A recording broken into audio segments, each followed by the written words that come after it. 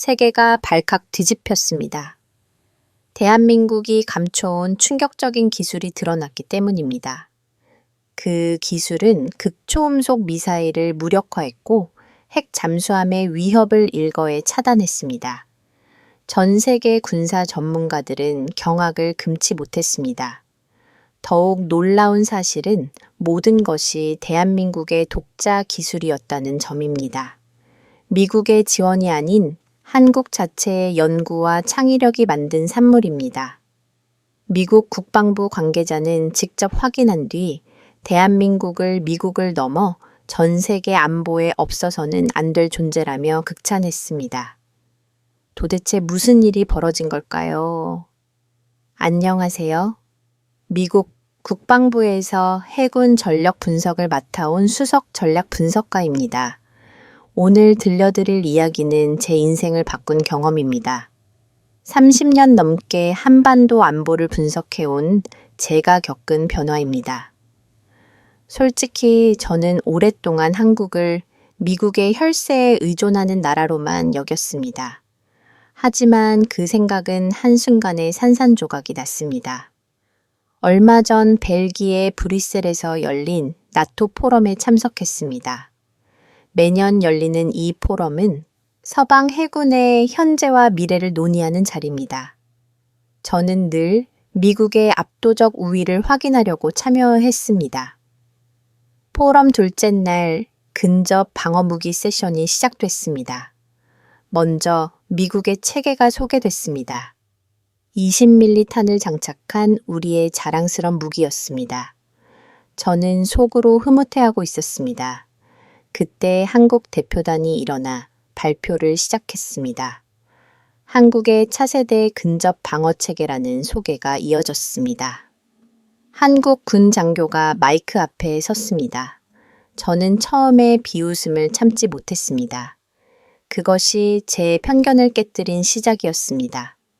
한국이 뭘 할 수 있겠어. 어차피 우리 기술의 짝퉁이겠지. 그런데 스크린에 나타난 영상을 보는 순간 제 이 떡 벌어졌습니다. 바다 한복판에서 울산 포위함이 보였습니다. 함교 위에 설치된 무기 체계가 눈에 들어왔죠. 30mm 게틀링포였습니다. 우리 펠랭스보다 훨씬 굵어 보였어요. 목표물 접근 중어 음성이 들렸습니다. 멀리서 무언가가 바다 위를 날아오고 있었습니다. 속도가 엄청났어요. 마 2.5 수준에 대한 미사일이었습니다. 레이더 포착 완료. 함내 음성이 계속 들렸습니다. 그런데 이상했습니다. 펠랭스처럼 회전하는 레이더가 보이지 않았어요. 대신 함교 사방에 고정된 사각형 레이더들이 보였습니다. AESA 사면 고정 레이더 가동 기술자의 음성이 들렸죠. 저는 깜짝 놀랐습니다. 능동위 상배열 레이더를 근접 방어 무기에 쓴다고요. 그것도 사면을 모두 고정으로 말이에요. 미사일이 점점 가까워졌습니다.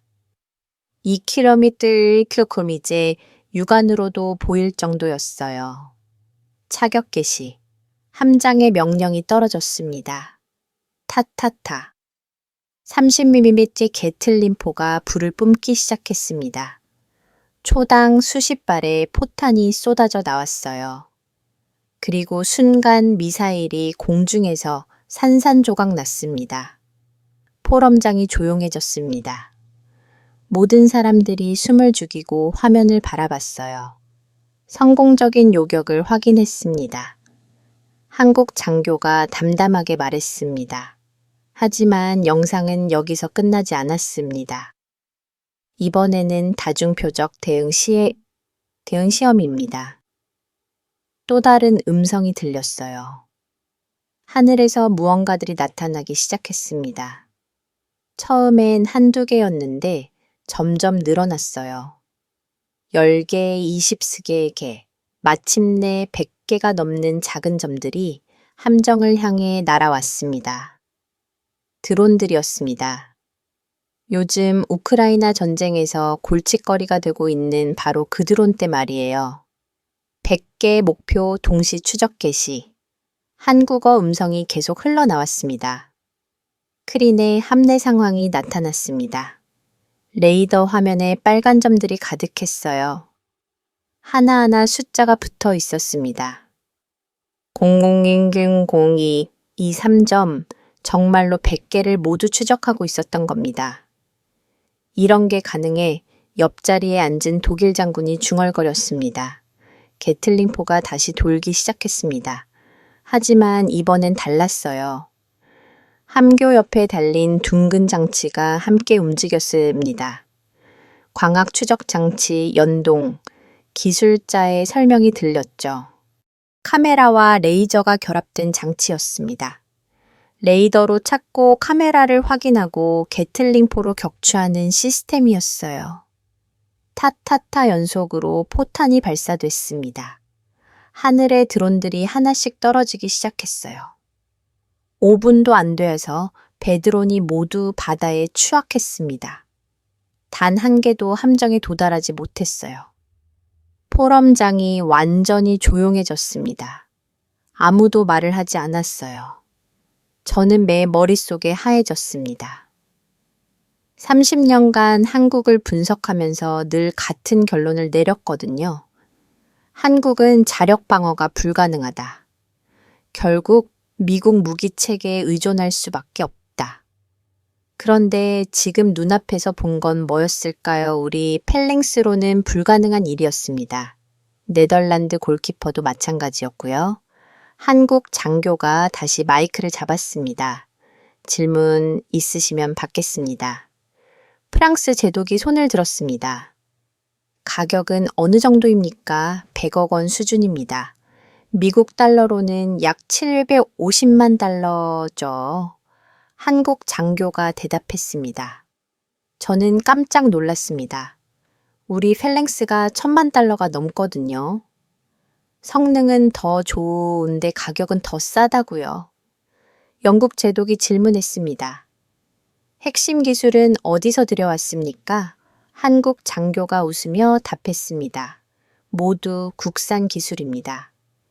30mm 이사는 현대 위에서 AESA 레이더는 하나 시스템에서 광학 장치는 리지넥스의 일원에서 개발했습니다. 제가 아는 회사들이었습니다. 하지만 이런 기술력을 가지고 있는 줄은 몰랐어요. 이탈리아 제독이 또 질문했습니다. 실전 배치는 언제입니까? 이미 우리 해군 함정들에 탑재되고 있습니다. 한국 장교의 답변이었습니다. 저는 충격에 빠졌습니다. 시험용이 아니라 실전 배치라고요. 한국이 언제부터 이런 무기를 만들 수 있게 됐을까요? 포럼이 끝나고 호텔로 돌아왔습니다. 하지만 잠이 오지 않았어요. 계속 그 영상이 머릿속을 맴돌았습니다. 제가 지금까지 써온 보고서들이 떠올랐습니다. 한국의 방어력은 미국에 전적으로 의존한다. 독자적 무기 개발 능력은 제한적이다. 결국 미국의 혈세로 유지되는 동맹국이다. 그런데 오늘 본 건 뭐였을까요? 마의 2000쪽 5 미사일을 요격하고 드롬계를 동시에 처리하는 무기 시스템. 그것도 우리 것보다 성능이 좋고 가격은 더 싼 다음 날 아침 상관에게서 전화가 왔습니다. 윌슨 제독이었어요. 로웰, 어제 포럼 어땠나? 제독님 한국 발표를 보셨습니까? 물론이지. 그래서 자네에게 특별 임무를 주려고 한다. 저는 가슴이 철렁했습니다. 한국으로 가서 직접 확인해봐. 저 무기가 정말 그들이 만든 건지, 성능이 영상처럼 좋은 건지 말이야. 언제까지입니까? 2주 안에 보고서를 올려 의회에서 한국 지원 예산을 검토하고 있거든 전화를 끊고 나서 생각해 봤습니다. 한국에 가서 뭘 확인하란 말일까요? 어차피 미국 기술의 짝퉁이거나 과장된 시연일 텐데, 하지만 어제 본 영상이 계속 머릿속을 떠나지 않았습니다. 100개 드론을 모두 격추하는 모습, 마하 2000.5 미사일을 정확히 요격하는 장면. 혹시 제가 30년간 잘못 생각하고 있었던 걸까요? 한국이 정말 그런 나라일까요? 한국으로 떠나기 전에 저는 제 사무실에서 지난 몇 년간의 보고서들을 다시 살펴봤습니다. 책상 위에 쌓인 두꺼운 파일들을 보니 감회가 새로웠어요. 30년 넘게 한반도 정세를 분석하면서 늘 같은 결론에 도달했거든요. 한국은 미국의 보호 없이는 생존할 수 없다. 이게 제 분석의 핵심이었습니다. 왜 그렇게 생각했을까요? 이유는 분명했습니다. 먼저 북한을 보세요. 핵무기를 개발했다고 큰 소리 치고 있죠. 물론 허술하기 짝이 없습니다. 하지만 핵은 핵이에요. 한 발만 터져도 서울은 초토화됩니다. 그 다음은 중국이었습니다. 최근 들어 극초음속 미사일 개발에 열을 올리고 있어요. 동풍 계열 미사일들이 계속 업그레이드 되고 있죠. 한국 전역을 사정권에 두고 있습니다. 러시아는 어떨까요? 푸틴이 핵카드를 남발하고 있어요. 우크라이나 전쟁 이후로는 더욱 노골적이죠. 우리를 건드리면 핵무기를 쓰겠다. 이런 협박을 서슴, 이런 상황에서 한국이 뭘 할 수 있겠어요? 핵무기도 없는 나라가 말이에요. 저는 늘 이렇게 생각했습니다. 한국은 결국 미국 무기에 의존할 수밖에 없다. 실제로 한국군을 보면 그랬어요. 전투기는 F-15, F-15점 모두 미국제죠. 미사일 방어체계도 패트리어트.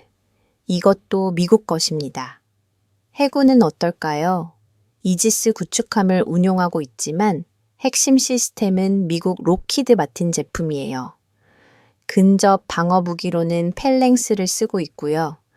결국 한국은 미국 혈세로 유지되는 나라야. 제 마음속 깊은 곳에 이런 생각이 자리 잡고 있었습니다. 매년 의회에 올리는 보고서마다 같은 내용을 적었어요. 한국에 대한 군사 지원은 필수적이다. 한국의 독자 방어 능력은 극히 제한적이다. 미국의 지속적인 보호가 없으면 한국은 위험하다.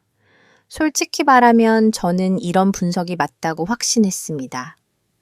30년간 쌓아온 경험과 데이터가 뒷받침했거든요. 특히 기억에 남는 사건이 있었어요. 몇 년 전 러시아가 핵전력을 과시했던 때였습니다. 그때 푸틴이 직접 나서서 말했죠. 우리의 사르마트 미사일은 어떤 방음막도 뚫을 수 있다. 핵탄도 10개를 동시에 발사할 수 있다. 유럽 전체를 30분 안에 초토화시킬 수 있다. 저는 그 뉴스를 보면서 생각했습니다. 한국이 이런 미사일을 막을 수 있을까? 답은 뻔했어요. 불가능하다. 중국의 극초음속 미사일 실험도 마찬가지였습니다. 동풍 17은 마 5 이상의 속도로 날아갑니다. 기존 미사일 방어 체계로는 요격이 거의 불가능해요. 한국이 아무리 패트리어트를 배치해도 소용없어. 그렇게 생각했습니다. 북한은 또 어떨까요? 화성 계열 미사일을 계속 발사하고 있었어요. 물론 성공률은 낮습니다. 하지만 핵탄도만 탑재되면 한 발로도 충분하죠. 이런 분석들을 바탕으로 제가 내린 결론은 하나였습니다. 한국은 자력으로 방어할 수 없다. 미국의 해구산과 첨단 무기가 없으면 생존 불가능하다. 매년 국방부 예산 심의 때마다 같은 말을 했어요. 한국 지원 예산을 줄이면 안 됩니다. 한국이 무너지면 동북아 전체가 위험해집니다. 결국 미국이 더 많은 비용을 지불하게 될 겁니다. 의원들이 질문했습니다. 한국이 자체 방어력을 키우면 안 되나요? 언제까지 우리가 보호해줘야 합니까?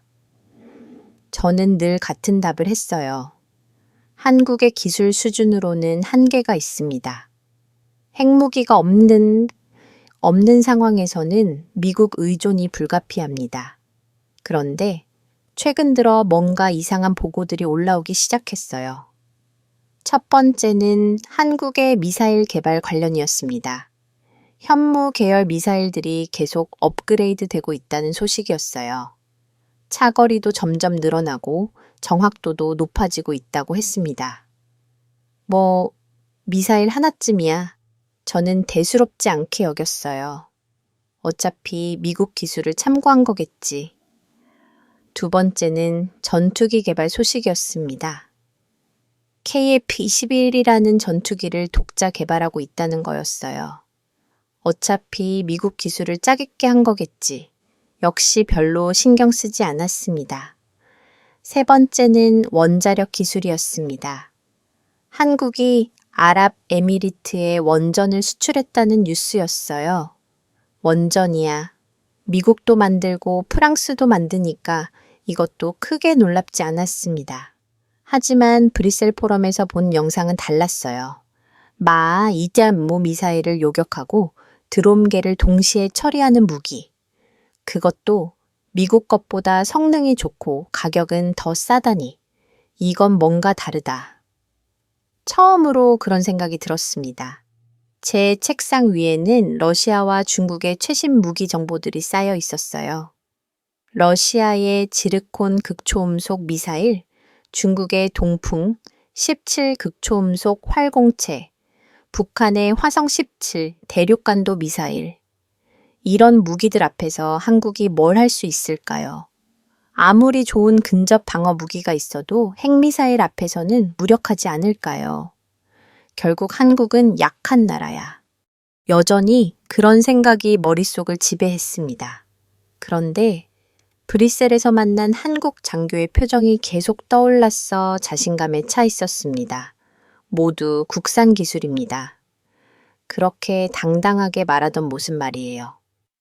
혹시 내가 뭔가 놓치고 있는 건 아닐까 처음으로 의심이 들기 시작했습니다. 제가 분석한 자료들을 다시 꺼내봤어요. 러시아 핵전력 현황, 중국 극초음속 미사일 개발 상황, 북한 미사일 발사 현황, 모든 자료가 같은 결론을 가리키고 있었습니다. 한국은 이런 위협들에 홀로 맞설 수 없다. 하지만 한국의 CIWYSN은 어떻게 설명할까요? 마하 2005 미사일을 요격했잖아요. 드론 100개를 동시에 처리했고요. 혹시 내가 한국을 과소평가한 건 아닐까 그런 생각이 스쳐 지나갔습니다. 출발 전날 밤 아내와 대화를 나눴어요. 여보, 한국에 간다면서요? 업무상 가야 해. 한국 어떤 나라예요? 전쟁 위험하지 않나요? 저는 늘 하던 대로 대답했습니다. 괜찮아. 미군이 지키고 있으니까.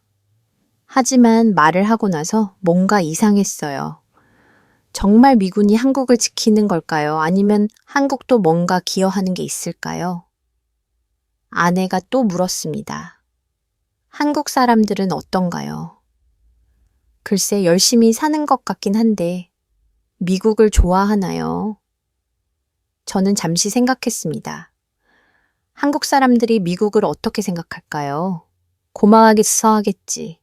우리가 지켜주고 있으니까. 하지만 정말 그럴까요? 혹시 한국 사람들은 다르게 생각하고 있는 건 아닐까요? 다음 날 아침 인천공항으로 향하는 비행기에 올랐습니다. 14시간의 긴 여행이었어요. 비행기 안에서 계속 생각했습니다. 한국에 가서 뭘 보게 될까? 정말 그들이 만든 무기일까? 아니면 어디선가 기술을 가져온 걸까? 기내에서 한국 관련 자료를 다시 읽어봤습니다. 인구 5천만 명, 경제 규모 세계권 반도체 조선업 자동차 산업이 발달. 하지만 여전히 의문이었어요. 경제는 발달했을지 몰라도 군사기술은 어떨까? 핵도 없는데 러시아, 중국, 북한을 상대할 수 있을까? 제 마음속 깊은 곳에서는 여전히 확신하고 있었습니다. 한국은 결국 미국에 의존하는 나라다. 우리 혈세로 지켜지는 나라다. 하지만 브뤼셀에서 본 영상이 계속 머릿속을 맴돌았어요. 정말 놀라운 기술이었거든요. 우리도 못하는 일을 한국이 해냈다니 한국에 도착하면 진실을 알 수 있겠지. 그렇게 생각하며 눈을 감았습니다. 인천 공항에 도착한 순간 저는 깜짝 놀랐습니다. 공항이 정말 크고 현대적이었거든요. 유리와 강철로 만들어진 거대한 건물이 햇빛에 반짝이고 있었어요. 와, 정말 멋지네. 속으로 감탄했지만 곧 다른 생각이 들었습니다. 하지만 겉모습이 다가 아니야. 진짜 중요한 건 기술력이지. 공항에서 나와 버스를 탔습니다. 창밖으로 보이는 풍경이 신기했어요. 고층 빌딩들이 쭉 늘어서 있고 도로도 잘 정비되어져 있었습니다. 서울이 이렇게 발달한 도시였나? 제가 생각했던 것보다 훨씬 현대적이었어요. 하지만 여전히 의심스러웠습니다. 겉만 번듯하고 실상은 다를 거야. 호텔에 짐을 풀고 첫 번째 일정을 확인했습니다. 현대중공업 울산 조선소 방문이었어요. 한국 이군 함정들이 건조되는 곳이죠. 다음 날 아침 일찍 울산으로 향했습니다. 고속철도 KTX를 탔는데 속도가 정말 빨랐어요. 시속 300km로 달린다고 했습니다. 기차 기술은 괜찮네. 하지만 곧 생각을 바꿨어요. 어차피 프랑스나 일본 기술을 가져온 거겠지? 울산에 도착해서 조선소로 향했습니다. 규모가 어마어마했어요. 바다가 보이지 않을 정도로 큰 크레인들이 하늘을 찌르고 있었습니다. 조선수 입구에서 한국 애군 장교가 저를 맞이했습니다. 김대령이라고 자기소개를 했어요. 로엘 박사님, 한국에 오신 것을 환영합니다. 김대령이 유창한 영어로 말했습니다. 오늘 우리 함정 건조 현황을 보여드리겠습니다. 저는 정중하게 답했습니다. 감사합니다. 많이 배우고 싶습니다. 하지만 속으로는 생각했어요. 뭘 보여줄 건데? 어차피 미국 기술 아닌가 조선수 안으로 들어가니 정말 놀랐습니다. 거대한 건물 안에 배들이 건조되고 있었어요. 세종대왕급 이지스 구축함이 보였습니다. 저것이 우리 최신 이지스함입니다. 김대령이 자랑스럽게 말했습니다. 세계에서 가장 강력한 구축함 중 하나죠. 저는 함정을 자세히 살펴봤습니다. 확실히 인상적이었어요. 하지만 핵심 시스템이 궁금했습니다. 이지스 시스템은 미국 록히드 마틴 제품이죠. 제가 물었습니다. 김대령이 웃으며 답했습니다. 초기에는 그랬습니다. 하지만 이제는 많은 부분을 한국 기술로 바꿨어요. 예를 들면요. 레이더 시스템의 상당 부분이 한화 시스템입니다. 전투체계도 한국형으로 개발했고요. 저는 의외였습니다. 정말요. 그럼 미국 기술 없이도 운용이 가능한가요? 물론입니다. 독립적으로 운용할 수 있어요. 하지만 여전히 의심스러웠습니다. 결국 핵심 기술은 미국 것 아닌가 그런 생각이 머릿속을 떠나지 않았어요. 다음으로 울산 포위함을 보여줬습니다. 브뤼셀에서 영상으로 본 바로 그 함정이었어요. 저기 함교 위에 보이시는 게 CIWIC입니다. 김대령이 가리켰습니다. 확실히 펠링스와는 달랐어요. 더 크고 복잡해 보였습니다. 사각형 레이더들이 사면에 고정되어 있었고요. 저 레이더들이 AA 방식인가요? 맞습니다. 능동 위상 배열 레이더죠. 회전하지 않고도 360도 감시가 가능한가요? 그렇습니다. 사면 고정으로 사각 지대가 없어요. 저는 감탄했습니다. 이런 기술이 한국에 있었나 하지만 곧 의심이 들었어요. 혹시 다른 나라 기술을 가져온 건 아닐까? 레이더 기술은 어디서 개발했습니까? 제가 물었습니다.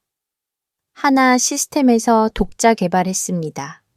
김대령이 단호하게 답했습니다. 10년 넘게 연구한 결과예요. 조선소를 둘러본 후 항만기지로 이동했습니다.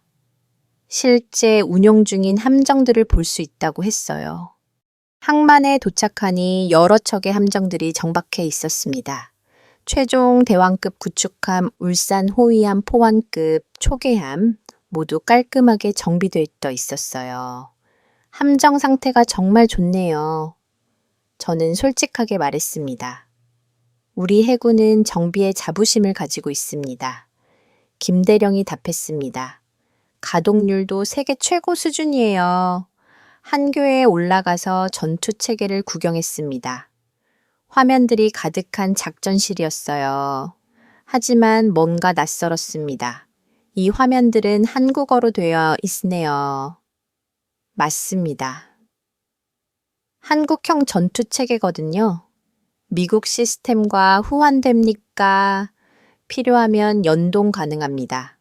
하지만 독립적으로도 충분히 운용돼요. 저는 점점 혼란스러워졌습니다. 생각보다 한국 기술이 많이 들어가 있었거든요. 함내 둘러보기를 마치고 나왔는데 젊은 엔지니어가 다가왔습니다. 이중이라고 소개했어요.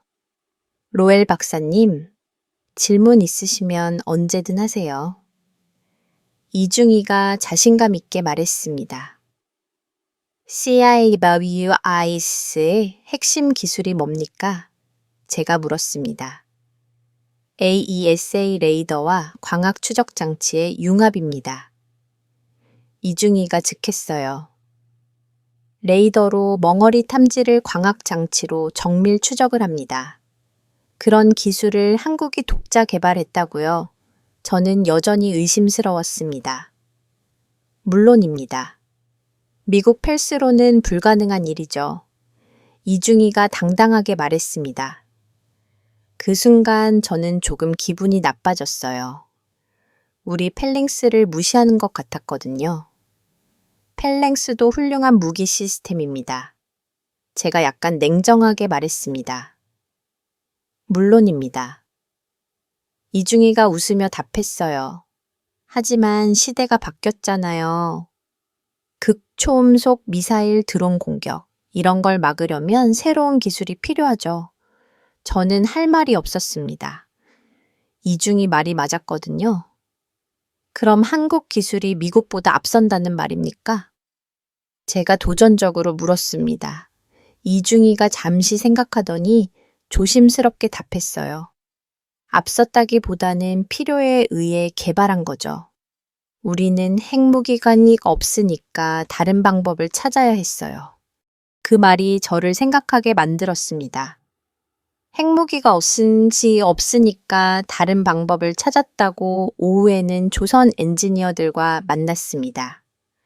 현대 중공업 기술진들이었어요. 모두 자신감에 차 있었습니다. 저희는 세계에서 가장 큰 배를 만들 수 있습니다. 한 엔지니어가 말했습니다. 컨테이너선, 유조선, 해군 함정까지 모든 종류의 배를 건조하죠. 기술은 어디서 배웠습니까? 제가 물었습니다. 처음에는 외국 기술을 도입했습니다. 솔직하게 답했어요. 하지만 이제는 우리가 더 좋은 기술을 개발하고 있어요. 예를 들면요. 용접, 기술 블록, 건조 기술 엔진 시스템, 모든 면에서 세계 최고 수준입니다. 저는 의했습니다. 그럼 다른 나라에서 한국 기술을 배우러 온다는 말입니까? 맞습니다. 유럽, 미국에서도 기술자들이 와요. 정말 놀라운 이야기였습니다. 한국이 조선 기술에서는 세계 최고라는 거였어요. 하지만 여전히 의심스러웠습니다. 조선은 그럴 수 있어도 군사 기술은 다르지 않을까. 저녁에 호텔로 돌아와서 하루를 정리해 봤습니다. 확실히 한국의 인프라는 인상적이었어요. 조선소도 세계 최고 수준이었고요. 하지만 제 마음속 의심은 쉽게 사라지지 않았습니다. 겉만 번듯할 뿐이야. 진짜 핵심 기술은 어디서 가져온 거겠지. 특히 한국 사람들의 자신감이 불편했어요. 마치 미국보다 뛰어나다는 듯이 말하는 것 같았거든요. 아직 제대로 확인해보지 않았어. 저는 스스로를 달랬습니다. 내일부터 진짜 기술을 확인해보자. 핸드폰으로 아내에게 문자를 보냈습니다. 한국 도착했어. 생각보다 발달된 나라네. 아내가 답장을 보내왔어요. 다행이네요. 안전하게 일 마치고 와요. 저는 창밖을 바라봤습니다. 울산 시내의 불빛들이 반짝이고 있었어요. 정말 현대적인 도시였습니다. 하지만 이것만으로는 부족해. 저는 혼자 말을 했습니다. 진짜 기술력을 확인해야 해. 내일은 원자력 연구원을 방문할 예정이었습니다. 한국의 원자력 기술을 직접 볼 수 있는 기회죠. 원자력이야. 미국이 최고지. 저는 확신했습니다. 한국이 아무리 해도 우리를 따라올 수는 없어. 하지만 오늘 본 한국 엔지니어들의 자신감 있는 모습이 계속 떠올랐어요. 혹시 제가 뭔가 놓치고 있는 건 아닐까요? 내일 확인해보자. 그렇게 생각하며 잠자리에 들었습니다. 다음 날 아침 대전에 있는 한국 원자력 연구원으로 향했습니다. 기차에서 내려 연구원 건물을 보는 순간 규모에 놀랐어요. 거대한 부지에 여러 동일 건물들이 자리 잡고 있었습니다. 입구에서 박진우 박사가 저를 맞이했습니다. 한국원자력연구원 수석연구원이라고 소개했어요. 로호에 박사님, 한국원자력연구원에 오신 것을 환영합니다. 박진우 박사가 정중하게 인사했습니다. 오늘 우리 연구 성과를 자세히 보여드리겠습니다. 저는 예의상 답했습니다. 감사합니다. 많이 배우고 싶습니다. 하지만 속으로는 생각했어요. 원자력이야. 미국이 원조지 뭘 보여줄 게 있겠어. 첫 번째로 방문한 곳은 APR 1400원전 모형관이었습니다. 거대한 호러 원자로 모형이 전시되어 있었어요. 이것이 우리가 독자 개발한 APR 1400원전입니다. 박진우 박사가 자랑스럽게 설명했습니다. 1400의 용량의 값 경수로형 원전이죠. 저는 모형을 자세히 살펴봤습니다. 확실히 정교하게 만들어져 있었어요. 하지만 의심스러웠습니다. 독자 개발이라고 하셨는데 기본 설계는 미국 아닙니까? 제가 직설적으로 물었습니다. 박진우 박사가 웃으며 답했습니다. 초기에는 미국 기술을 참고했습니다. 하지만 APR 1400은 완전히 새로운 설계예요. 어떤 면에서요? 안전성, 경제성, 건설기간 모든 면에서 기존 원전을 뛰어넘었습니다. 저는 여전히 의심스러웠어요. 그럼 미국에서도 인정받았나요? 물론입니다. 미국 원자력 교제위원회에서 설계 인증을 받았어요. 그 말에 저는 조금 놀랐습니다. 미국 당국이 인증했다는 것은 기술력을 인정받았다는 뜻이거든요. 하지만 실제 운전 경험은 어떻습니까? 제가 다시 물었습니다. 한국에서 40년 넘게 원전을 운영하고 있습니다. 박진우 박사가 자신 있게 답했어요. 단 한 번의 중대 사고도 없었죠. 저는 깜짝 놀랐습니다. 40년간 무사고라고요? 맞습니다. 세계에서 가장 안전한 원전 운영 기록을 가지고 있어요. 미국도 3마일 사고가 있었는데 한국이 무사고라니 정말 믿기 어려웠습니다. 증거가 있습니까? 제가 의심스럽게 물었습니다. 박진우 박사가 자료를 보여줬어요. 국제원자력기구 평가 결과였습니다. 한국의 원전 안전성이 세계 최고 수준이라고 되어 있었어요. 이 자료가 정확한 겁니까? 국제원자력기구는 유엔 산하 기관입니다. 객관적인 평가죠. 저는 할 말이 없었습니다. 국제기구 평가라면 믿을 수밖에 없었거든요. 다음으로 하나로 연구용 원자로를 구경했습니다. 거대한 수조에 파란 빛이 나는 원자로가 있었어요. 이것이 하나로입니다. 박진우 박사가 설명했습니다. 30몇 반 연구용 원자로죠. 저는 파란 빛에 매료됐습니다. 체렌코프 복사 현상이었어요. 핵 반응이 일어나고 있다는 증거였습니다. 이 원자로는 뭐에 쓰입니까? 의료용 동위원소 생산 소재, 연구, 중성자 실험 등에 사용됩니다. 설계는 어디서 했나요? 제가 핵심을 물었습니다. 100% 한국 설계입니다. 박진우 박사가 단호하게 답했어요. 세계에서 몇 안 되는 독자 설계 연구로예요. 저는 놀랐습니다. 연구용 원자로를 독자 설계할 수 있는 나라가 많지 않거든요. 그럼 다른 나라에서도 이 기술을 원합니까? 네. 여러 나라에서 기술 협력을 요청하고 있어요. 제 머릿속이 복잡해졌습니다. 한국의 원자력 기술이 생각보다 훨씬 높은 수준이었어요. 하지만 여전히 중요한 질문이 남아 있었습니다. 그런데 왜 핵무기는 만들지 않습니까? 박진우 박사가 잠시 침묵했습니다. 그러더니 조심스럽게 입을 열었어요. 우리는 평화적 이용만을 추구합니다. 하지만 기술적으로는 가능하지 않습니까? 박진우 박사가 저를 똑바로 바라봤습니다. 로엘 박사님, 솔직히 말씀드릴까요? 네, 듣고 싶습니다. 우리는 무기를 만들지 않았을 뿐 만들 수 있는 기술은 이미 있습니다. 그 말에 저는 충격을 받았습니다. 한국에 핵무기 제조 능력이 있다는 뜻이었거든요. 정말입니까? 우라늄 농축, 플루토늄, 추출 해결 제조 모든 기술을 보유하고 있어요. 제 가슴이 두근거리기 시작했습니다. 30년간 한국을 핵는 약한 나라로 생각해 왔는데 그럼 왜 만들지 않는 겁니까? 제가 떨리는 목소리로 물었습니다. 선택의 문제입니다. 박진우 박사가 차분하게 답했어요. 핵무기보다 더 좋은 방법이 있다고 믿거든요. 더 좋은 방법이요. 평화적 억제력 말입니다. 경제력, 기술력, 그리고 동맹을 통한 억제력. 저는 혼란스러웠습니다.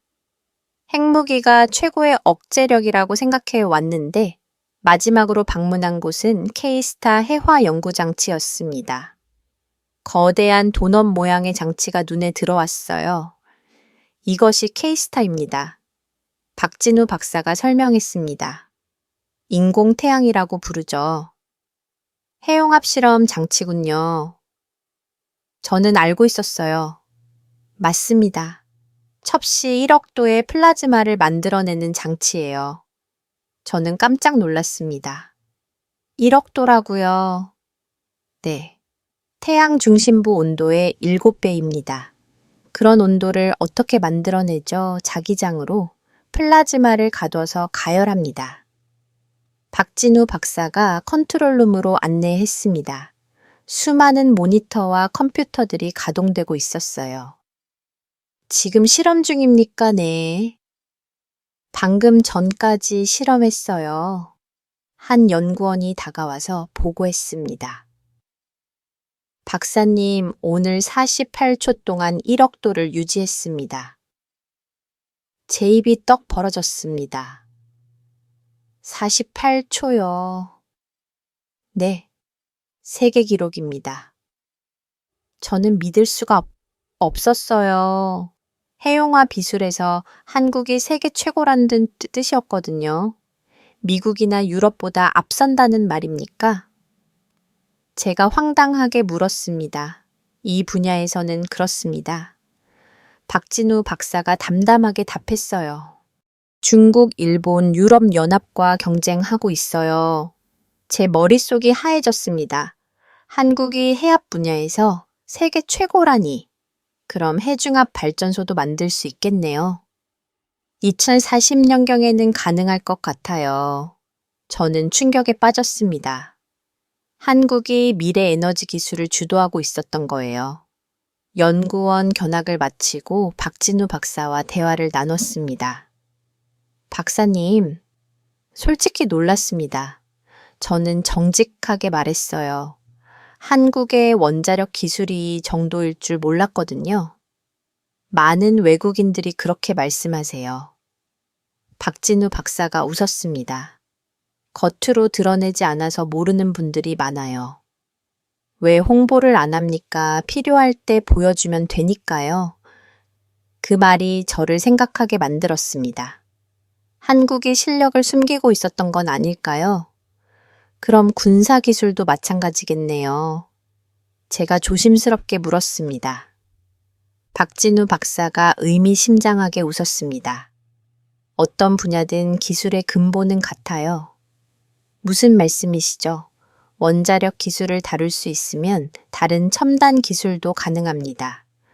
저는 소름이 돋았습니다. 한국의 기술력이 제가 생각했던 것보다 훨씬 높았어요. 로엘 박사님은 한국을 어떻게 생각하셨어요? 박진우 박사가 되물었습니다. 저는 솔직하게 답했습니다.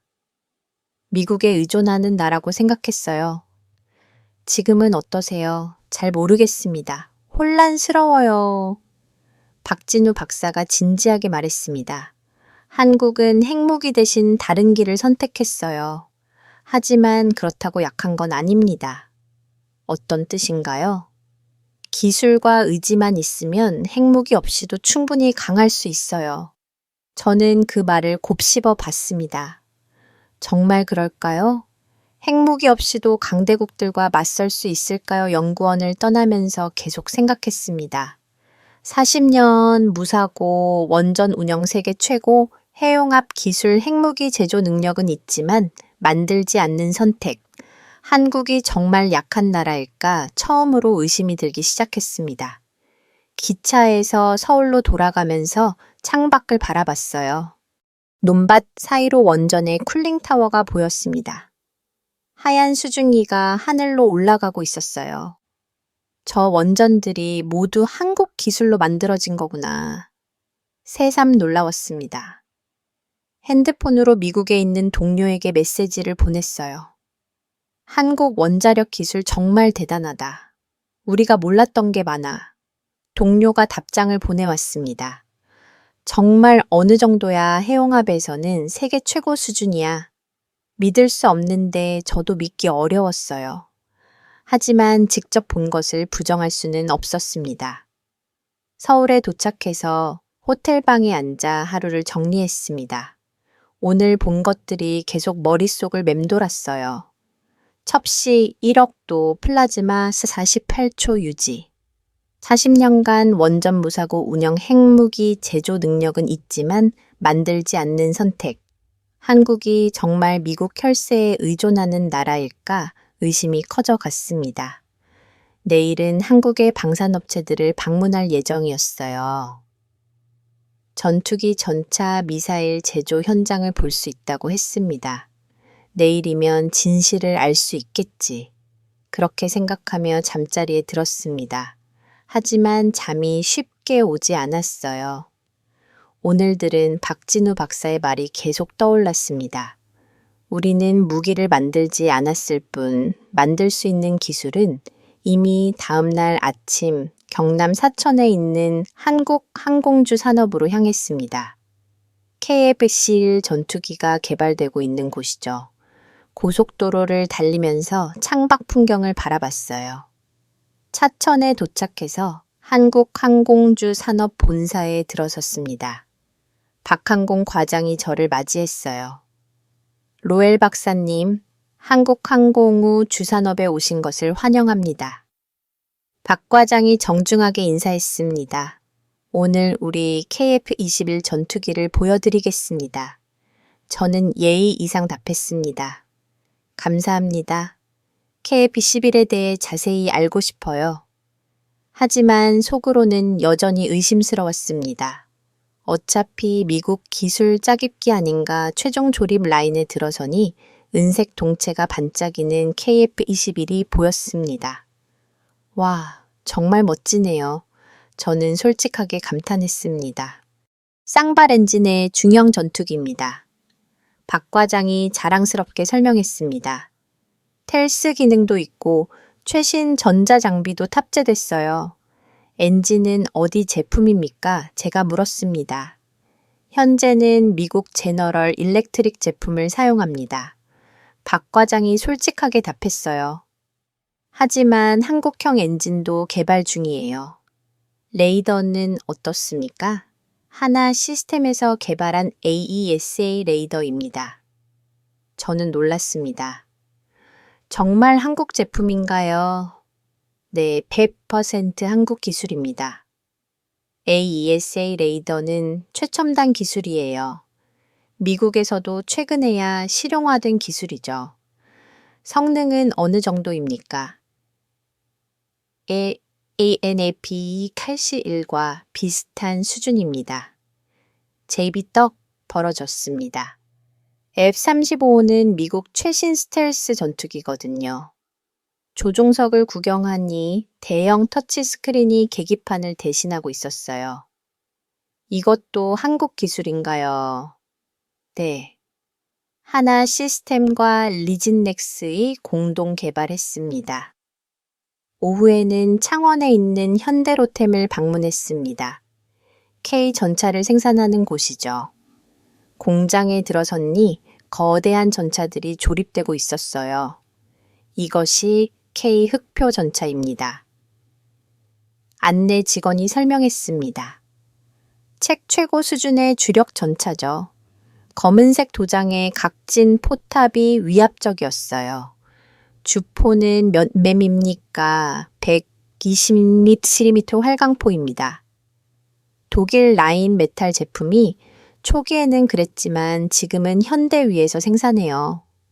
또 한국 기술이라는 말이 나왔습니다. 추출도 하고 있나요? 폴란드에 1000대 이상 수출하기로 했어요. 저는 놀랐습니다. 폴란드는 나토 회원국이에요. 나토 국가가 한국 전차를 대량 구매한다는 뜻이었죠. 저녁에는 국방과학연구소를 방문했습니다. 현무 미사일 개발을 담당하는 곳이죠. 현무 미사일은 우리가 독자 개발한 순항 미사일입니다. 김 박사가 설명했습니다. 현무1부터 현무까지 계속 발전시켜 왔어요. 사거리는 어느 정도입니까? 현무는 사거리 3,000km입니다. 저는 깜짝 놀랐습니다. 그 정도 사거리면 중국 내륙까지 닿을 수 있어요. 정확도는 어떻습니까? 원형 공산차 1m 이내입니다. 제 입이 떡 벌어졌습니다. 1m 도 오차라면 거의 완벽한 정확도예요. 김 박사가 영상을 보여줬어요. 현무 미사일이 목표물을 정확히 타격하는 장면이었습니다. 빌딩 전체가 무너져 내렸어요. 이 정도 위력이면 핵무기가 필요 없겠네요. 제가 중얼거렸습니다. 그것이 우리 전략입니다. 김 박사가 의미심장하게 말했어요. 핵무기 대신 정밀 타격 능력으로 억제력을 확보하는 거죠. 마지막으로 해군 작전 사령부를 방문했습니다. 세종대왕급 이지스 구축함의 통합 운용을 볼 수 있다고 했어요. 작전실에 들어서니 거대한 화면들이 가득했습니다. 한반도 주변 바다의 상황이 실시간으로 표시되고 있었어요. 이것이 우리 해군 통합 전술 정보 체계입니다. 해군 장교가 설명했습니다. 모든 함정과 항공기의 정보가 실시간으로 공유되어 동해, 서해, 남해의 모든 함정 위치가 표시되어 있었어요. 중국, 러시아, 일본 함정들의 움직임까지 추적하고 있었습니다. 이 시스템도 한국 기술인가요? 네, 한화 시스템에서 개발했습니다. 그때 한 장교가 보고했습니다. 동해상에서 중국 구축함 한 척이 우리 영해에 접근 중입니다.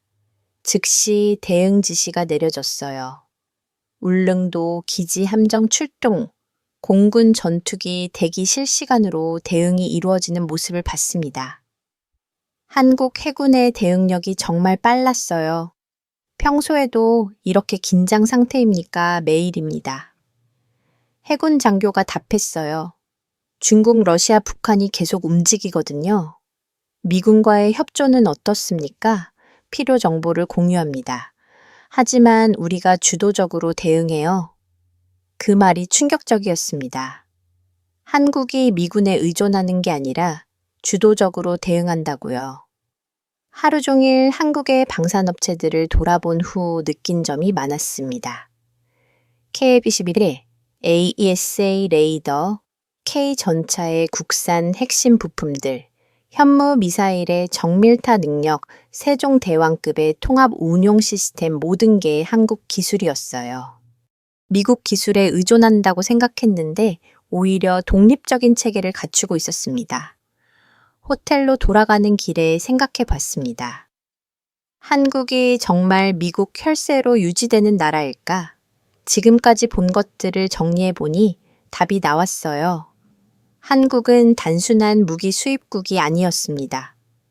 자체 기술로 무기를 개발하고 통합 운용하는 능력을 갖춘 나라였어요. 특히 인상적이었던 건 전장 통합 운용 능력이었습니다. 육군, 해군, 공군의 모든 정보가 실시간으로 공유되고 있었어요. 미국과 협조하되 주도적으로 대응하는 모습이었습니다.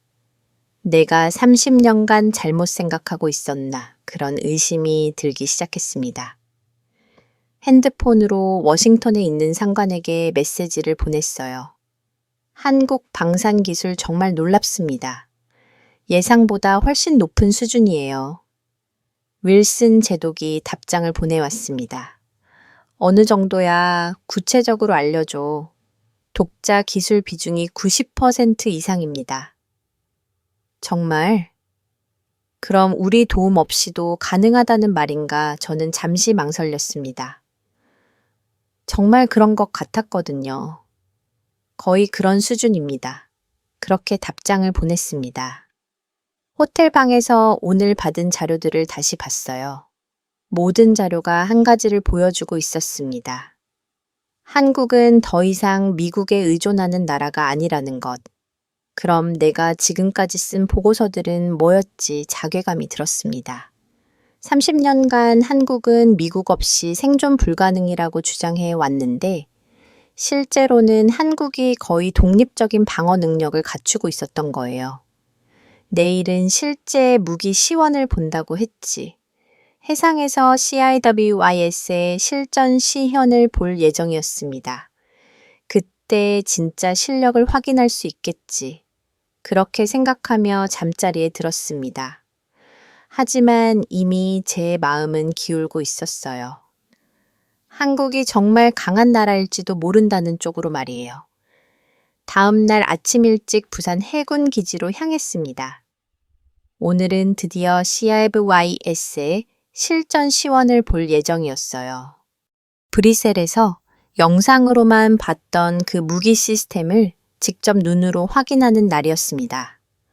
부산왕에 도착하니 회색 함정들이 줄지어 정박해 있었어요. 그 중에서도 울산 포위함이 눈에 띄었습니다.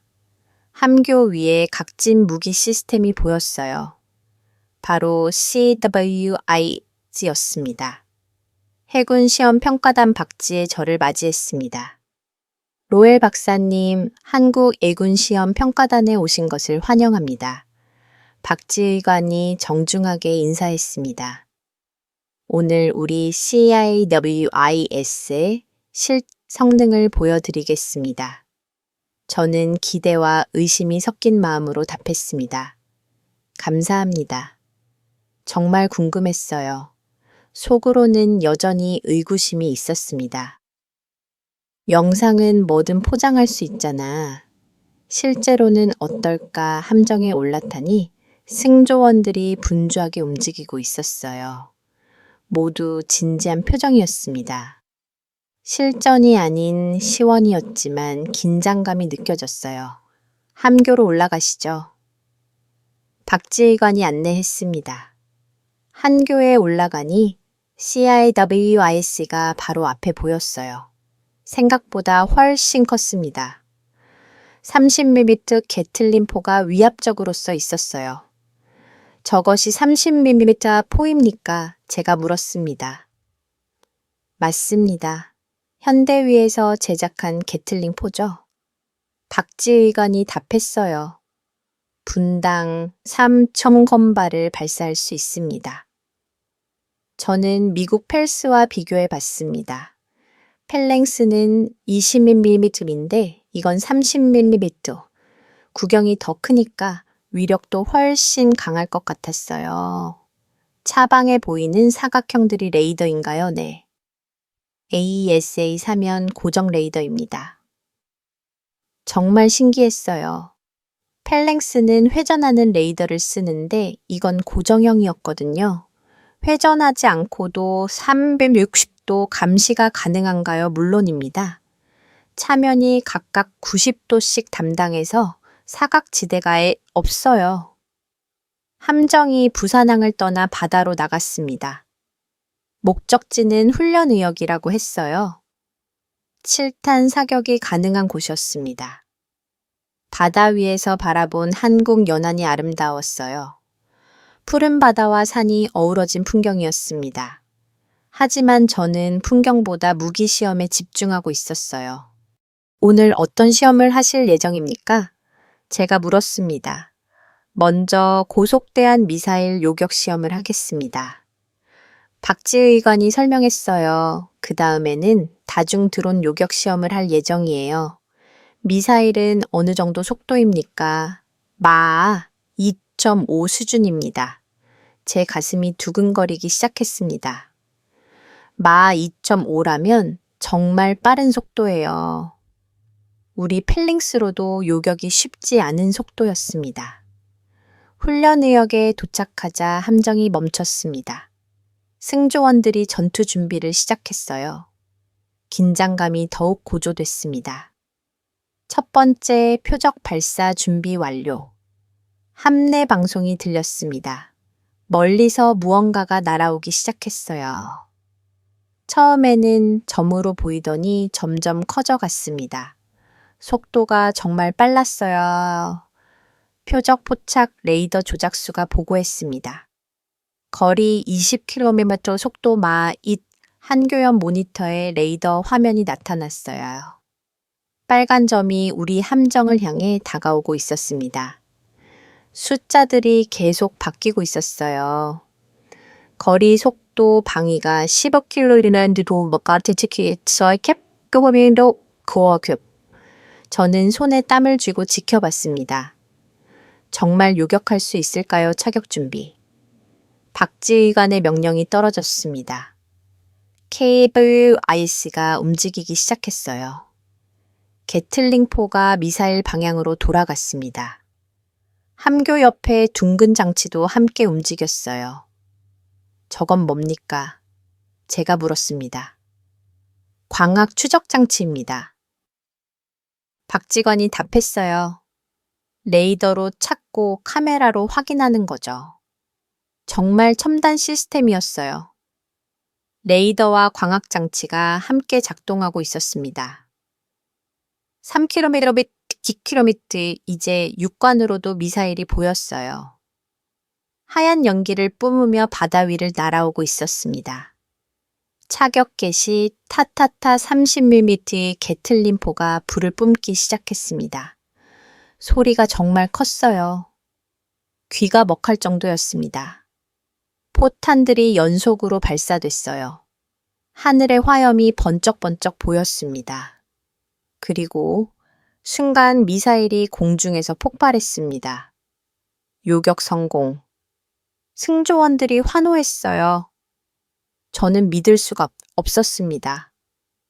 정말로 마하치 5 미사일을 요격했어요. 그것도 완벽하게 말이에요. 대단합니다. 저는 솔직하게 감탄했습니다. 이제 두 번째 시험입니다. 박지휘관이 말했어요. 다중 들어온 요격 시험이에요. 하늘에서 무언가들이 나타나기 시작했습니다. 처음에는 몇 개였는데 점점 늘어났어요. 10개, 20개, 마침내 100개가 넘는 드론들이 함정을 향해 날아왔습니다. 와, 정말 많네요. 제가 중얼거렸습니다. 100개 목표 동시 추적 개시. 레이더 조작수가 보고했습니다. 모니터 화면을 보니 정말 놀라웠어요. 빨간 점들이 가득했습니다. 하나하나에 숫자가 붙어 있었어요. 11, 02, 3점, 100점. 정말로 100개를 모두 추적하고 있었습니다. 이런 게 가능한가요? 제가 박지휘관에게 물었습니다.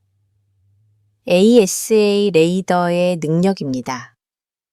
박지휘관이 자랑스럽게 답했어요. 동시에 청가의 목표도 추적할 수 있어요.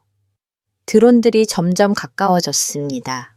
우크라이나 전쟁에서 봤던 것과 비슷한 드론들이었어요. 작고 빠르고 조종하기 어려운 표적들이었습니다. 차격 개시 다시 게틀링포가 돌기 시작했습니다. 하지만 이번에는 달랐어요. 여러 방향으로 연속 사격을 했습니다. 타타타 포구가 계속 움직이면서 다른 목표들을 요격했어요. 광학 추적 장치도 바쁘게 움직였습니다. 하늘에서 드론들이 하나씩 떨어지기 시작했어요. 폭발하면서 바다로 추락했습니다. 5분도 안 되어서 놀라운 일이 일어났어요. 100개 드론이 모두 격추됐습니다. 단 한 개도 함정에 도달하지 못했어요. 믿을 수 없습니다. 전은을 잃고 말했습니다. 정말 충격적이었어요. 미국 펠랭스로도 불가능한 일이었거든요. 펠랭스는 한 번에 한 목표만 요할 수 있어요. 그런데 CIWSE는 100개를 동시에 처리했습니다. 어떻게 가능한 겁니까? 제가 떨리는 목소리로 물었습니다. AESA 레이더와 광학 추적 장치가 융합된 시스템이기 때문입니다. 박지휘관이 설명했어요. 레이더로 전체를 감시하고 광학 장치로 정밀 추적해서 순서대로 요격하는 거죠. 저는 머릿속이 복잡해졌습니다. 30년간 한국을 분석하면서 늘 같은 결론을 내렸거든요. 한국은 핵무기가 없어서 약하다. 그런데 지금 본 건 뭐였을까요? 핵무기 없이도 이런 방어력을 가지고 있었습니다. 이 무기면 핵미사일도 막을 수 있나요? 제가 물었습니다. 단독으로는 어렵습니다. 박지의관이 솔직하게 답했어요. 하지만 다층 방어 체계의 마지막 방어선 역할은 충분히 할 수 있어요. 다층 방어 체계여 패트리어트 철매이 그리고 CIWIS가 단계별로 요격하는 거죠. 저는 깨달았습니다. 한국의 핵무기 대신 다층 방어 체계를 구축했구나. 그럼 러시아나 중국의 미사일 공격도 막을 수 있다는 말입니까?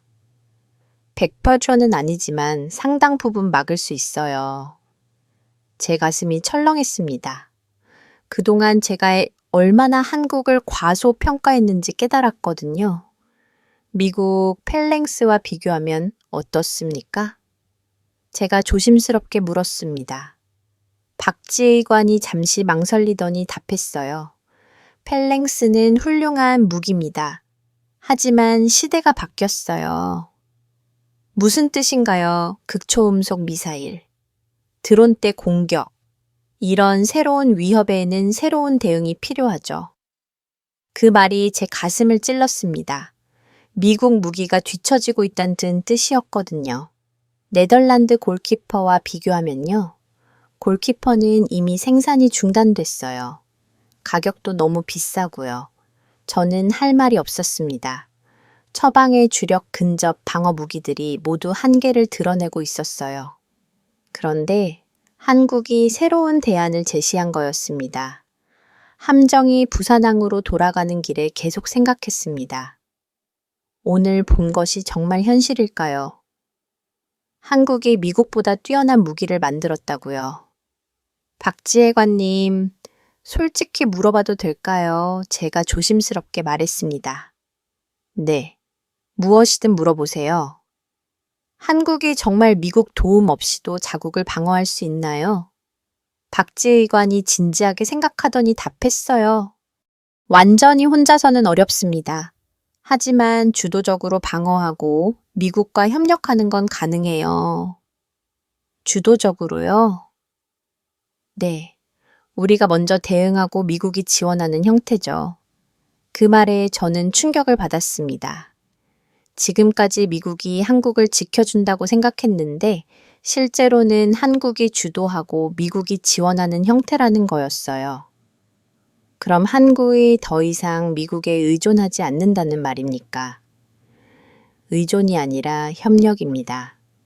박지 의관의 말에 저는 깊이 생각하게 됐습니다. 의존과 협력 완전히 다른 개념이었어요.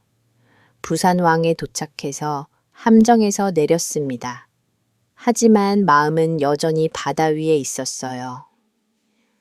오늘 본 장면들이 계속 머릿속을 맴돌았습니다.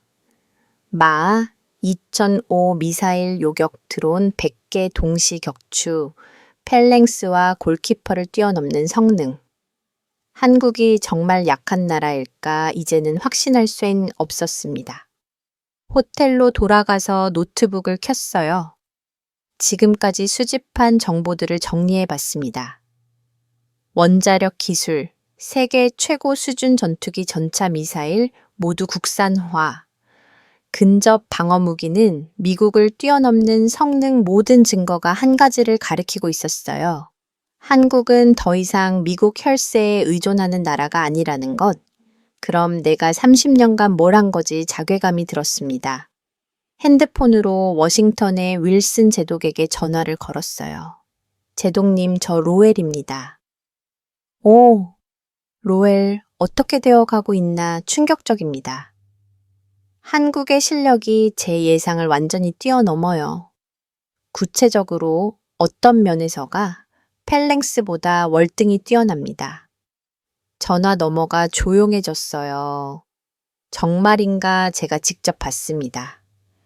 2005 미사일을 요격하고 드론 100개를 동시에 격추했어요. 믿기 어렵군. 저도 그랬습니다. 하지만 현실이에요. 윌슨 제독이 한참 생각하더니 말했어요. 그럼 한국이 우리보다 앞서 있다는 말인가? 적어도 근접방어 분야에서는 그런 것 같습니다. 제 마음이 무거워졌습니다. 30년간 써온 보고서들이 모두 틀렸다는 걸 인정해야 했거든요. 계속 조사해보게. 정확한 보고서를 기대하고 있겠네. 알겠습니다. 전화를 끊고 창밖을 바라봤어요. 부산 시내의 불빛들이 반짝이고 있었습니다. 한국이 정말 강한 나라구나. 그런 생각이 들었어요. 내일은 한국 국민들을 만날 예정이었습니다. 과연 한국 사람들은 자신들의 나라를 어떻게 생각할까요? 다음 날은 마침 한국의 광복절이었습니다. 해군 관계자가 부산 시민공원에서 열리는 해군 퍼레이드에 초대해 줬어요. 한국 국민들이 자신들의 군대를 어떻게 바라보는지 볼 수 있는 기회였습니다. 아침 일찍 시민공원에 도착하니 정말 많은 사람들이 모여 있었어요. 가족 단위로 온 시민들이 대부분이었습니다. 아이들이 태극기를 들고 뛰어다니는 모습이 보였어요. 이렇게 많은 사람들이 군사 퍼레이드를 보러 오는구나. 저는 놀랐습니다. 미국에서는 이런 광경을 보기 어려웠거든요. 무대에서 해군 의장대가 나타났습니다. 하얀 제복을 입은 해군들이 정확한 동작으로 행진했어요. 시민들이 박수를 쳤습니다. 저기 봐, 해군 아저씨들이야. 한 아이가 아빠 어깨에 앉아서 소리쳤어요. 이어서 해군 함정 모형들이 전시됐습니다. 세종대왕급 이지스 구축함 모형이 가장 인기였어요. 아빠, 저 배가 진짜 있어요. 한 여자아이가 물었습니다. 그럼 우리나라 바다를 지키고 있단다. 아빠가 자랑스럽게 답했어요. 저는 그 대화를 듣고 있었습니다. 한국 아버지의 목소리에 자부심이 가득했어요. 핵무기도 없는 나라인데 왜 이렇게 자신감이 넘칠까? 오후에는 드론쇼가 시작됐습니다.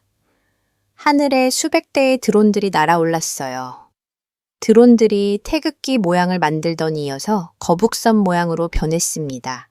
시민들이 일제히 감탄했어요. 하지만 저는 다른 생각을 하고 있었습니다. 저 드론 기술도 군사용으로 쓸 수 있겠구나. 어제 본 드론 100개 요격 시험이 떠올랐어요. 드론쇼가 끝나고 옆에서 있던 한국인에게 말을 걸어봤어요. 멋진 쇼네요. 네, 정말 자랑스럽습니다. 한국 군대에 대해 어떻게 생각하세요? 세계 최강이라고 생각해요. 저는 깜짝 놀랐습니다. 하지만 핵무기는 없지 않습니까? 핵무기가 전부는 아니죠. 그분이 말했어요.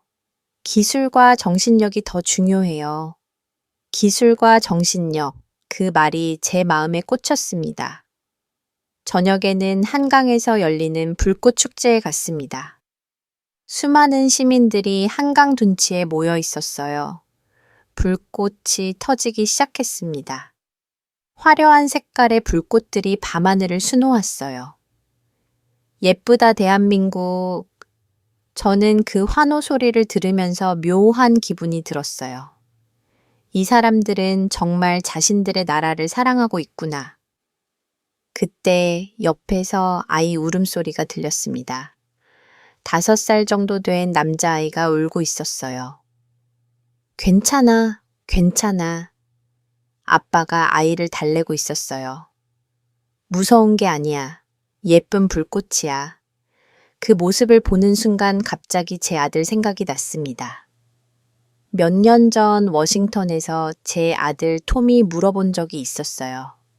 아빠 전쟁은 언제 끝나요? 그때 저는 이렇게 답했어요. 전쟁은 끝나지 않아. 세상에는 항상 나쁜 사람들이 있거든. 하지만 지금 생각해 보니 그게 정답이었을까요? 한국 아이들은 달라 보였어요. 무서워하기보다는 자랑스러워하고 있었습니다. 호텔로 돌아가는 길에 한국인 택시기사와 대화를 나눴어요. 한국 사람들은 전쟁을 무서워하지 않나요? 무서워하죠. 하지만 이길 수 있다고 생각해요. 어떻게 그렇게 확신할 수 있나요? 우리 군대를 믿으니까요. 핵무기가 없어도 최강이라고 생각하세요. 기사님이 잠시 생각하더니 답했어요. 핵무기는 쓸 수 없는 무기예요. 하지만 우리 무기는 실제로 쓸 수 있죠. 그 말에 저는 깊이 생각하게 됐습니다. 핵무기는 사실 협박용이에요. 하지만 한국의 무기들은 실제로 사용 가능한 무기들이었어요. 우리 아이들은 자랑스러워해요. 기사님이 계속 말했어요.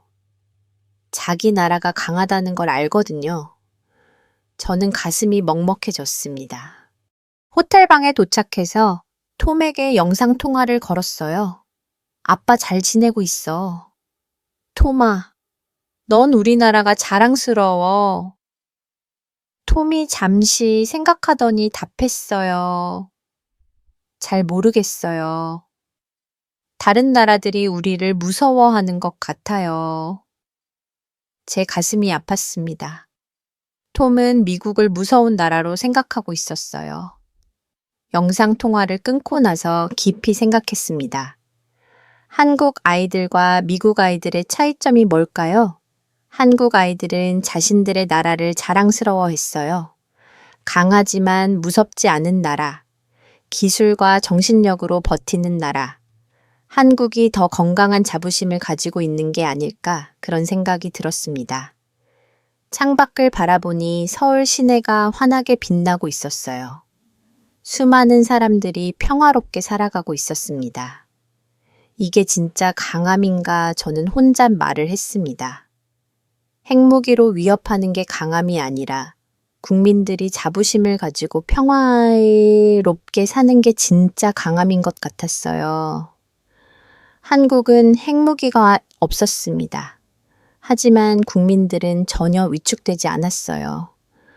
오히려 당당했습니다. 기술과 정신력 택시 기사님이 한 말이 계속 떠올랐습니다. 한국은 기술로 강해졌어요. 세계 최고 수준의 원자력 기술 첨단 무기 시스템들, 독자적인 방어 능력, 그리고 정신력으로도 강해졌습니다. 국민들의 자부심과 신뢰 평화를 지키려는 의지. 한국이 약한 나라가 아니었구나. 저는 마침내 깨달았습니다. 지금까지 저는 한국을 잘못 봤어요. 미국 혈세로 유지되는 약한 나라, 핵무기 없어서 무력한 나라. 하지만 실제로는 정반대였습니다.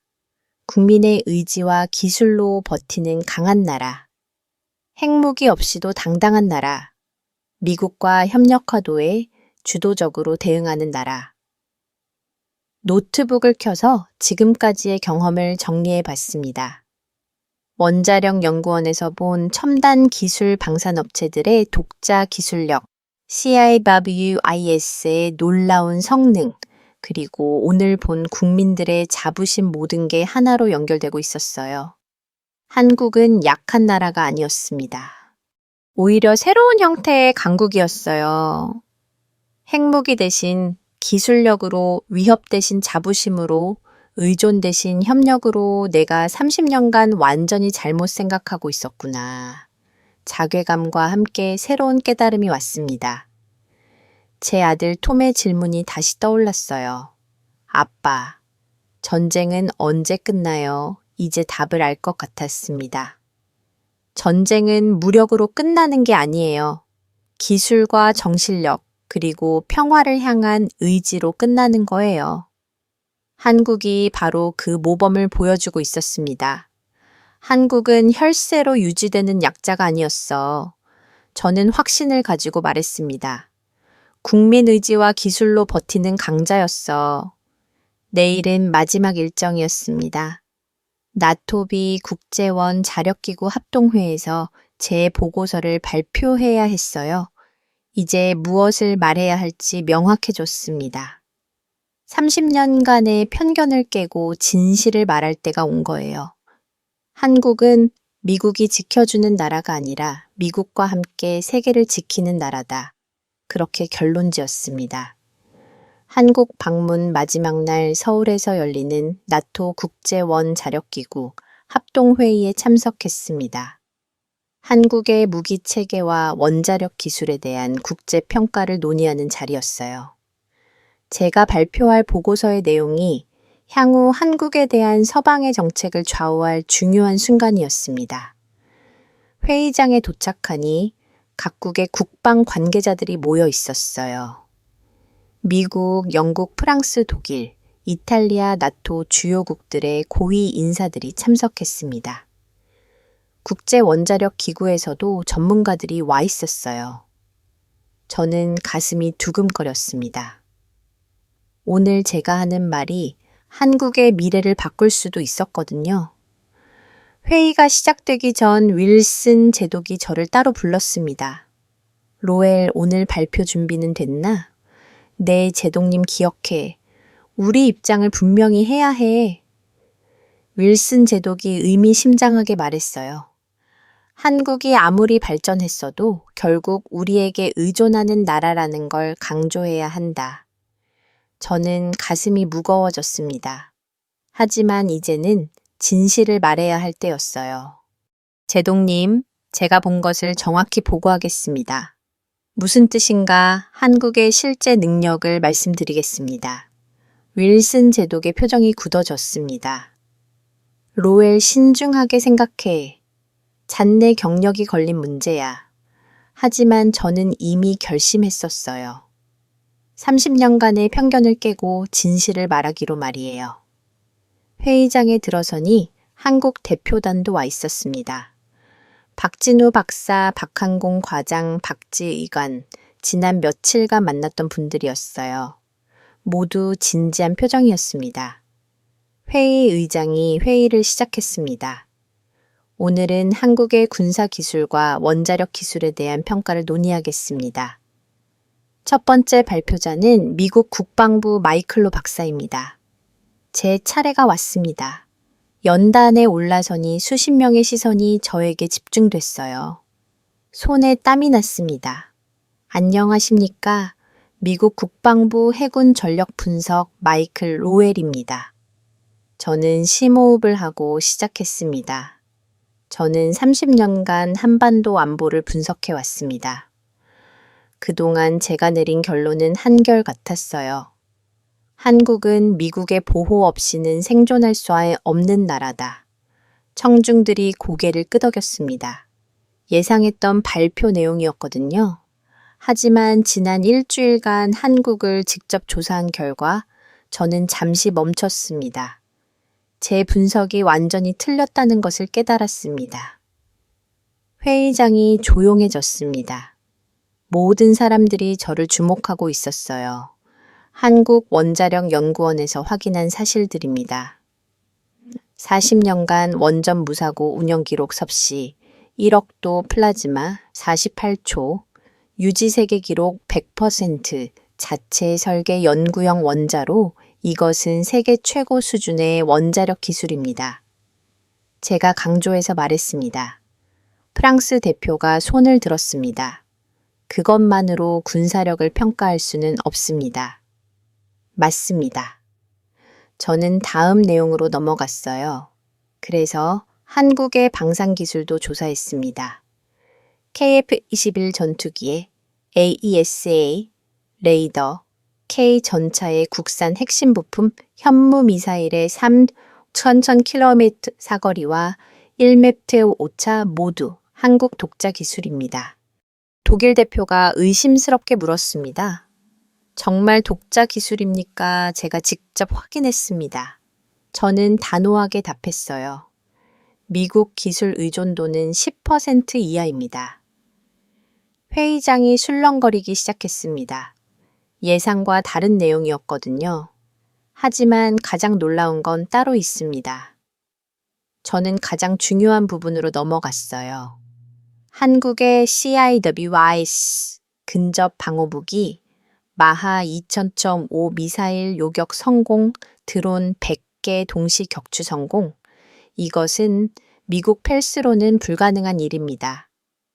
영국 대표가 깜짝 놀라며 말했습니다. 정말입니까? 제가 직접 봤습니다. 저는 확신에 차서 답했어요. 30mm 게틀링 사포, AA 소면, 고정 레이더 광학 추적 장치의 융합 시스템, 현재 세계 최고 수준의 근접 방어 무기입니다. 그때 윌슨 제독이 끼어들었습니다.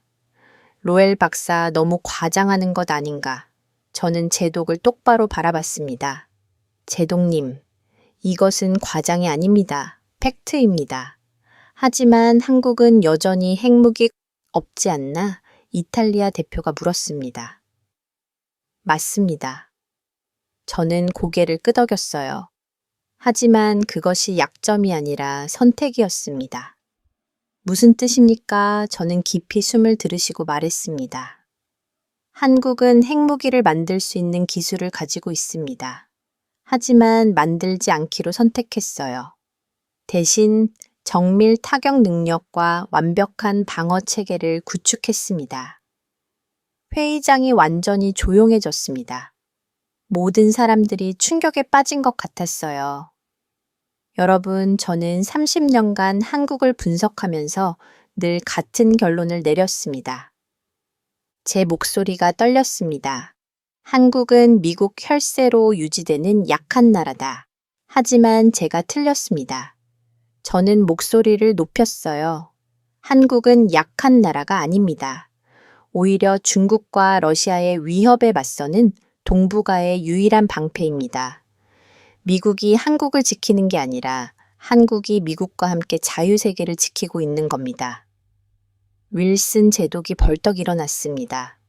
로웰, 지금 뭐 하는 거야? 하지만 저는 멈추지 않았습니다. 더 충격적인 사실을 말씀드리겠습니다. 한국의 무기들이 이제 서방 표준을 뛰어넘고 있습니다. 가격 대비 성능에서 기술적 완성도에서 실전 적용 가능성에서 모든 면에서 앞서고 있어요. 프랑스 대표가 의심스럽게 물었습니다. 그럼 미국보다 한국이 앞선다는 말입니까? 저는 잠시 망설였습니다. 하지만 진실을 말해야 했어요. 적어도 일부 분야에서는 그렇습니다. 근접 방어무기, 원자력 기술, 조선 기술, 이런 분야에서 한국이 세계 최고입니다. 회의장이 술렁거렸습니다. 미국 관리가 한국을 세계 최고라고 인정한 거였어요. 그럼 한국에 대한 지원을 줄여야 한다는 말입니까?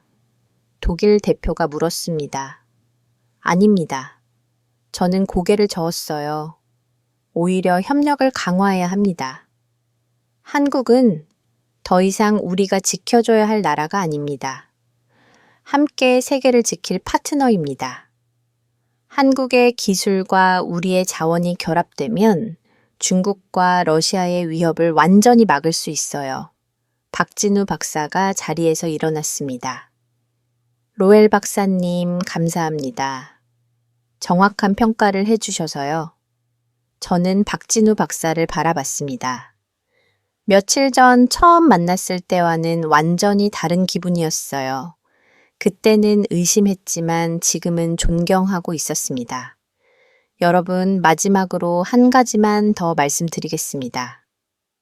저는 회의장을 둘러봤어요. 저는 한국에서 놀라운 걸 봤습니다. 핵무기 없이도 당당한 국민들 자신들의 기술을 자랑스러워하는 사람들 평화를 사랑하지만 전쟁을 두려워하지 않는 정신, 이것이 진정한 강함입니다. 제 목소리가 떨렸어요. 위협으로 얻는 평화가 아니라 기술과 정신력으로 지키는 평화. 한국은 새로운 형태의 강국입니다. 우리가 배워야 할 모델이에요. 회의장이 숙연해졌습니다. 아무도 말을 하지 않았어요. 윌슨 제독이 저에게 다가왔습니다. 로웰 자네 미쳤나? 30년 경력을 날리는 거야. 하지만 저는 후회하지 않았습니다. 제독님 진실을 말한 것뿐입니다. 한국은 미국 혈세를 빼먹는 나라가 아니었어요. 오히려 미국이 도움을 받고 있는 나라입니다. 회의 의장이 정리 발언을 했습니다. 로 박사의 보고서는 충격적입니다. 한국에 대한 우리의 시각을 완전히 바꿔야지 할 것 같네요. 각국 대표들이 고개를 끄덕였습니다. 더 이상 한국을 약한 동맹국으로 볼 수 없었어요. 회의가 끝나고 박진우 박사가 저에게 다가왔습니다. 로엘 박사님, 용기 있는 발표였습니다. 쉽지 않은 결정이었을 텐데요. 저는 웃으며 답했습니다. 제가 배운 게 더 많아요. 한국이 어떤 나라인지 정말 몰랐거든요. 앞으로도 좋은 관계를 유지했으면 좋겠습니다. 박진우 박사가 손을 내밀었어요. 저는 그 손을 꽉 잡았습니다. 물론이죠. 이제 진정한 파트너니까요. 그날 저녁 인천공항에서 미국으로 돌아가는 비행기를 기다리며 생각했습니다. 일주일간의 한국 방문이 제 인생을 완전히 바꿔놓았어요. 30년간 믿어왔던 모든 것이 틀렸다는 걸 깨달았습니다. 한국은 미국의 혈세로 유지되는 약한 나라가 아니었습니다. 오히려 미국과 함께 세계의 평화를 지키는 강력한 파트너였죠. 비행기에서 창밖을 내려다보니 한국의 불빛들이 반짝였습니다. 5천만 명의 사람들이 평화롭게 살아가고 있었습니다. 핵무기 없이도 당당하게 말입니다.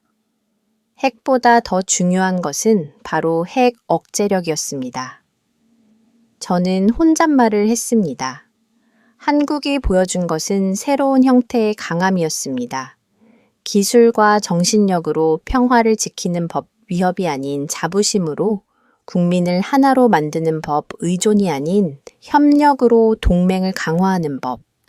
미국에 도착한 후 가장 먼저 한 일은 아들 톰을 만나는 것이었습니다. 톰이 궁금해하며 물었습니다. 아빠, 한국은 어땠어요? 저는 톰을 안아주며 말했습니다. 정말 멋진 나라였어. 강하지만 무섭지 않은 나라. 평화를 사랑하는 나라. 톰이 물었습니다. 그럼 우리나라도 그렇게 될 수 있어요. 저는 확신을 가지고 대답했습니다. 물론이지. 우리도 배우면 돼. 또 배우면. 그날 밤 제 사무실에서 새로운 보고서를 쓰기 시작했습니다. 제목은 한국 동북아의 새로운 방패였습니다. 30년 동안 쓴 보고서들과는 완전히 다른 내용이었습니다. 한국은 미국이 지켜야 할 나라가 아니었습니다. 한국은 미국이 배워야 할 나라였죠. 혈세가 아니라 방패였습니다. 그리고 마지막 문장을 썼습니다. 한국에서 배운 가장 큰 교훈은 진정한 강함이 무력에서 나오지 않는다는 것. 미국조차 의존하게 만든 한국의 방패가 바로 그것임을 깨달았습니다. 여러분은 지금 어디에서 이 이야기를 듣고 계신가요? 댓글로 적어주시면 감사하겠습니다.